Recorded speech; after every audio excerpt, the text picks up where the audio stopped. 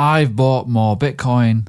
I'm thinking of the bigger picture. In this video, I want to go through some news, what's happening in the market. There's big news coming out technically that could actually signal a potential bottom. And this is not unheard of. I've been talking about potentially going lower, even though the news is bullish, having an element as well to it in terms of the low. Could get very, very spicy. We are currently in a risk-off phase, and this phase won't last forever. It's the summer, it's holiday season, liquidity is a little bit dry, and things are looking very, very interesting, as I say, in terms of the news, which we will come on to. But before I start this video, if you can like this video, it will make a huge difference to the algo, and hopefully people will see this video. So, as I say, thinking of the bigger picture, what would happen if you were to buy X amount of Bitcoin? And this is showing you how numbers go up, essentially, at the moment. Obviously, there's going to be downward periods, but the reality is, and I don't know, I talked about in my previous video, I said, oh, well, 90% of Bitcoin holders are technically in the green right now, which is quite a lot for any investment asset. So overall, looking relatively good, but there's a bit more to this. And again, I talked about this in my previous video. It is realistically in a league of its own. And currently in 2024, it's still green and still the best performing asset by far. Let's be honest here, right? Look at how it's kind of done the business. And this is why I want to talk about the long-term game of just having some extra Bitcoin just in my wallet and just chilling. I might want to use that in terms of potential altcoins if they get a bit more bloody. But ultimately, I'm happy to sit in Bitcoin, let's be honest here. Now, the main news here that could be a bottom signal is the fact that Bitcoin and Bitcoin Cash repayments in July is going to commence very soon for Mt. Gox. Now, I know I got a lot of comments about Mt. Gox and people never heard of it. Do your research, please. Have a little Google about what happened with Mt. Gox. Big thing. So this could be potential. I'm going to say the word potential bottom signal. I think we could be pricing things in a little bit here. And sometimes, it's going to sound a bit daft, but sometimes bad news could indicate the market bottom. I know. You got to think we are coming down, it's a bit gradual, and manipulation in the words of short sellers. Late shorters might get liquidated, short squeezes may well create price to go up, and then we may get further market movement and volatility. So be mindful of news like this. So another big element of all this, and obviously the interest of cryptocurrency, but the main thing we need to talk about is the fact that whale traders on derivatives exchanges are currently in risk-off mode.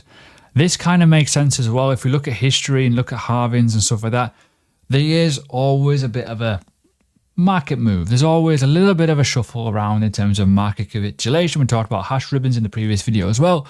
And ultimately, we're going into a summer, and summers can be a little bit dry sometimes. Not always, but ultimately you can see here how we could be looking at certain situations regarding a little bit of an off season and then into a potential run in Q4 due to the election and interest around all that kind of stuff could spark interest. Not to mention halving with miners and stuff like that and the fees and stuff like that is going to be very, very different. Because when you look at the charts here, we always seem to have a little bit of a green period in terms of just before halving, and then it kind of settles down a little bit. Even in this period here, when we look at this sort of correction, this is obviously COVID and stuff like that, but the halving actually happened here. We kind of ramped up and we kind of pulled back quite a bit and then off it went. So there's always a little lull, but this period here, where you can see on the screen, I know it's quite hard to see, this was when halving happened. Halving happened in May time, 2020. We did nothing for ages, literally did nothing for a long, long time. Then we started to spark into life and then we pulled up, then we pulled back very, very aggressively. And then we went again. Similar sort of situation. We've had halving around this point. We're pulled up. We're pulling back a little bit into the red now. So things could get very, very interesting. Now, another thing we need to talk about, and when it all coincides with everything, is the fact that we are going potentially into a global liquidity cycle. Now, this is a great tweet by Quinton. Please do your research in terms of how these work. But ultimately, the trend is your friend, ultimately, and past data can give you some sort of gauge.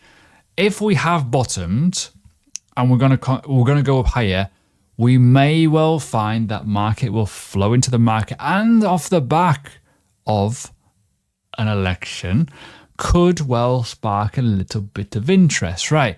So what does this mean? This technically means that we're going to probably find more market money coming into the game. And that could be very, very beneficial for the crypto market to do something. We are coming out of a bear market. We've been into a bull market. Bitcoin, altcoins are relatively low. We're going to talk about that. Dominance is high. And the S&P could get very, very interesting. We could be mounting up even higher in the next couple of years. A healthy market is a good market for politicians, and it is an election year.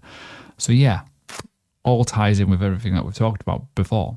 If you've not yet done so, check out my Patreon. You can join for free as well. I will be doing more free updates as we go over into this market, just a little bit of an extra. But yeah, check it out, free to do so. So more interest in terms of crypto and the Bitcoin market especially is the fact that Dell's founder, Michael Dell, is essentially a bit of a Bitcoin advocate. He has been talking about this for a while and talking about scarcity creates value. And he has actually, back in, I think it was 2015, talked about Bitcoin, and it was accepted on Dell, I think, a long, long time ago.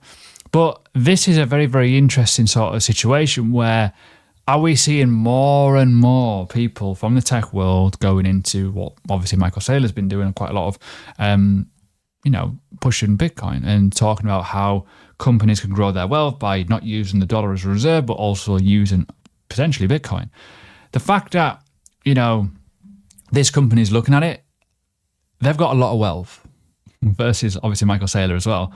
So it could get very, very, very, very interesting. So obviously here, 5.83 billion is sitting in cash right now.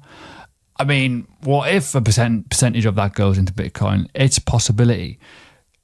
Companies will be looking to get an edge over their competitors. If they've got more wealth and they've got a bigger, healthier balance sheet, they may well look a lot better. And we've seen this before in the past, and we talk about the obvious. Look at how Blockbuster died because they didn't evolve. We might well be looking at cryptocurrencies becoming that evolution that, well, if people are looking to hold Bitcoin as an investment instead of holding cash, well, what if that goes up? Yes, I know it's risky, but it's all about percentages and risk. Michael Saylor with MicroStrategy has worked out very, very well. But Dell is a different beast. It really is. And we've also got this as well. Japan's Meta Planet wants to buy another $6 million worth of Bitcoin. It's just constant all the time. Companies are looking to add to their holdings of Bitcoin over and over again. Makes you wonder why, right? So let's talk about altcoins a little bit. Not too crazy. I've been talking about Ethereum a little bit. I've been mentioning some downward targets because it's a bit rough. We have got an Ethereum ETF coming out soon. There probably will be a lot of market movements. And this analyst has been saying 2,400. We'll look at my price in a bit when we go to technical analysis. But ultimately, it doesn't seem too far away.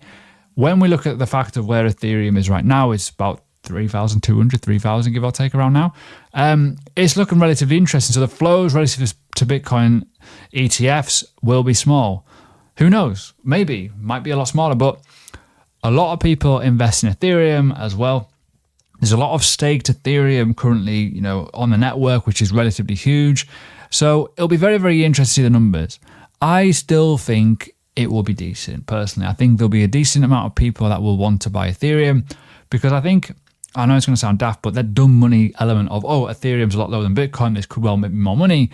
That could be a factor here. So yeah, Bitcoin ETFs have been a fantastic success.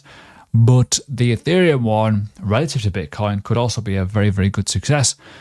But it'd be very, very interesting to see how those inflows go. But we've also got to talk about the altcoins. And as you know, I've talked about this as well recently in terms of why altcoins are doing a bit shit. And yeah, it is. It's a bit of a pain, but it's kind of given me that pain feeling. And I said before with Bitcoin, it feels like a bit of a bottom with the Mt. Gox news. But it feels like with the dominance being so high with Bitcoin, it feels like we're going to get a bit of a rip ride in run back up eventually. We've got dilution of supplies with token unlock, selling pressure on venture capital funds, lack of fresh inflows that could tie in with the liquidity element, and then obviously seasonal trends. Seasonal trends are very, very common in crypto. So those four elements alone, I did a dedicated video on that not too long ago, is a huge factor. And when the sun isn't shining on altcoins, it does suck, and I know, but ultimately when you look at history and when those bursts come back, you see the liquidity gaps, you see the speed of which they grow.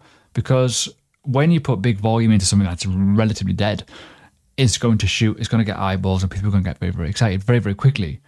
Got to be mindful of that. But to tie it all off, on the Learning Crypto website here for free, you can view the on-chain stats. This is all from OnBlock, or the block even. Bitcoin versus the top 20, relative data is only TON and Tron, weirdly, are the two most obvious positive performance out of the top 20. Everything is absolutely on their knees, which is fair enough. It's just the way it is. Again, we can see stock, mining, they're doing relatively good relative to everything else. But the reality is here, altcoins are really struggling, but that coincides with the obvious. Dominance is high, interest is low, and eventually things will start to rumble on. So let's look at the technicals. As you know, I have been buying Bitcoin just recently this morning, and if we go lower, I'll be adding more. It's just, I'm not bothered about the short-term pain of this. It's Bitcoin at the end of the day. Some altcoins are still doing okay-ish today. Near Protocol, for example, is doing relatively okay versus everything else. In terms of the BTC pair, will be up quite a lot. But we need to look at the obvious. Let's look at Ethereum. So with Ethereum, we've actually retested the EMA 21 on the weekly time frame. This is target levels that I've had for a while, and also here. I do think we're going to go down to that 3K level. I've been saying it for a while. It looks like a really obvious sweet spot. There probably is going to be a lot of demand at this point here because of the past as well. We've got to be careful. The news will probably spook it a little bit with the ETFs, and we might well see further downside movement. That's what happened with the Bitcoin one as well. It's, not great. This overall price point is not good. We went right up to the 786, perfectly closed there, and this is the next low. But we could also look at this level here, this 2,400 would not shock me in the slightest if we go down here. So if we're going to add another one for that entire swing, you're going to look at that level. Realistically, just below this level, going to get maybe a few little wicks in around here. So what I would do with this situation here, I would make this a little bit bigger, and you can look at that as a potential area to put your stink bids in, potentially. But this could be the first level. So we've hit this level. We're probably going to melt lower, potentially. And then we've got these two levels. On the daily time frame especially, it's looking pretty damn ugly. Again, if we're going to look at the obvious, if we're going to go from the swing high into the swing low here, into the 382 level, this was a level of resistance because it was a spot break. Going into this region, you got the 0.272, which is around these levels, which has been a bouncing point in the past, and also the 618, and also there's 1.7. Yeah, well, I'm talking in riddles here, but you get the idea. There's a lot of confluence between a lot of moves on multiple time frames, a bit of fibception going on here. So please be mindful. If you want to learn more about technical analysis, check out Learning Crypto. I can help you out. Now, the S&P 500. Let's go into this world for a little bit because this is getting a little bit savage, right? So ultimately, this is looking relatively good. If we're going to look at the overall data from this point here, we're at the 1.618 level in terms of this entire retracement. We could go much higher. We'll see. There's probably going to be a correction and market low at some point, eventually, whenever that kicks in. We're going to be somewhat careful, but also we're going to be careful of the obvious here. Let's look at NVIDIA. So with NVIDIA, it is obviously the top ranked company for market capitalization, roughly, give or take. Big, obvious, bearish divergence on the weekly time frame. Again, when you look at the daily time frame, you're going to see it again, similar sort of vibes. It's going to pull back. This is obviously going to pull back. We're going to probably have a bit of a correction. It's not a big move. It's not going to last forever. So be mindful of that one, and could well affect the S&P, could well create market lows and a bit of a lull into the summer. So mindful. Now this week we've got a lot of data coming out which could affect the dollar. We're kind of somewhat ranging. You could probably argue a little bit of an uptrend starting to tickle up, but ultimately this could be the interesting point. If I just move this a little bit across, just into that point so you can kind of see it in more detail, market low into this kind of range here. What if we do continue going lower? Well, potentially, but the daily time frame for me, it looks like it's trying to form a bit of an uptrend. It had a regular divergence at the bottom here, just bounced from that point. We'll see. Policy elements with obviously news, information, data from Japan and other countries, obviously as well, Euro, UK, could affect this. So maybe, but on the bigger picture, and I've talked about this before in Learning Crypto, we have got this lower high potentially. What if this rejects and we continue going lower? And this is a change of character and a break of structure, and things could get very, very interesting from that point. We continue going down. That'd be good, but it takes a while to play out. So I've mentioned before about altcoin levels and interest within altcoins. Obviously, BNB, the retail coin essentially, in terms of obviously Binance and stuff. And again, divergences at the top here looks relatively awful. And yeah, if you were playing that game, and by the way, this indicator, you can get it on Learning Crypto Traders Lounge. It's fantastic. It really is very, very accurate. So be mindful of it in terms of its divergences, but if you understand them, they're really, really good. Weekly time frame, yeah, I would be looking at these sort of levels low, because this is a massive, massive retracement. But if you're going to go from the entire, low to the high, this level's on there anyways. Will we go down to $400 levels? Don't know. Maybe. Who knows? So yeah, be mindful of that one. But ultimately, you can't not go, up forever, obviously. So be mindful. But this level here could well be a very, very strong point for BNB. I've mentioned it before with Chainlink, looking at, some crazy levels. And we're back at these lows. We have actually kind of reacted a little bit from this point. So this level looks relatively strong. So we've been here a few times and we've found this level again. But on the higher time frames, going down to these kind of 3-day time frame zones, this level is critical, because if that fails, we could actually see it going down sub 10 into the peak of where this previous range consolidation was. So we're broken out, maybe, we'll see. But overall, if you're going to argue going from the low to the high of this move, we're already looking at some big levels, and this is a 618 level here, roughly around $11. So we've got to be somewhat alert to that level as well, but we'll see. It's very, very early days in terms of where this can go, but we have had a nice reaction here from this divergence, which looks relatively good. We have had a hidden bear though here, and it did kind of break down and looked a bit ugly. And if you're looking to go long and short, this red line is somewhat key in terms of whether you're bullish or bearish. And yeah, you should be obviously a bit more bullish at support levels, but if this does bounce and fail and then continue going lower, you're going to find some juicy orders a bit lower. Going into the juicy levels, obviously we've got to look at NIA. NIA is a one that is showing some sign of strength, but I'm not too bullish on it. Why? Because this could easily go to this level and reject and continue forming a lower high, and we could then melt from that point. So if we're looking at this top to this bottom, this lines up perfectly at the 382 level. If we make this a little bit bigger and a bit wider, we can look at that level. Obviously, this is parity in terms of where it bounced from, previous levels of support. Yeah, cool. But what my biggest concern is the fact that, well, maybe this could actually go down into these sort of levels in between where these previous levels were. That could get pretty ugly. So be mindful of that kind of route. It could well be as simple as that, but maybe not. We might well find levels of support, but that would be a huge, huge, huge correction. But we'll see. However, if we do get to a point of above $6, $7, could well be a point of interest for a lot of people to press the short button, but also Nvidia, AI, events, whatever, could well be very, very interesting for NIA protocol. And obviously the final bit of news we need to talk about is the dominance, right? It's still relatively high. Things are looking very, very interesting. We are kind of pulling back. And this is a weekly time, well, a 3-day time frame. This is obviously a previous high. Go to the weekly, you can see where we've been spiking, but we have rejected a number of times at this 56% level.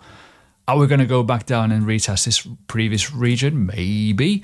But I'm still thinking we're going to go a bit higher potentially, but we have got divergences all over the gaff. Don't like to do much TA on this because obviously it's very much an index, so be careful. But we are still in technically a bit of an uptrend on those higher time frames. But we are potentially showing signs of weakness on these dailies. We can't not go, up forever, obviously, right? Total 3/BTC has shown signs of strength from this point, but we are in a gipping, horrible, ugly downtrend. We're still below that EMA 21. It's not looking great, so we could find new lows coming up. So there we go. I don't want to go too deep, but I think I did go a little bit too deep on some of those. So if I did batter your eyeballs there a little bit, I do apologize. So markets, for me, looks like regular kind of occurrences in terms of we are doing a bit of a correction from a nice big impulse. Altcoins are feeling the pain. The dollar looks interesting. The S&P looks interesting. We could go higher, but ultimately it depends on liquidity. If liquidity comes back to the market and people look very, very bullish towards the election, things will get very, very interesting. Not to mention the miners looking a bit ropey, but that happens every single cycle. It does settle down. It takes a while though. It takes a good couple of months.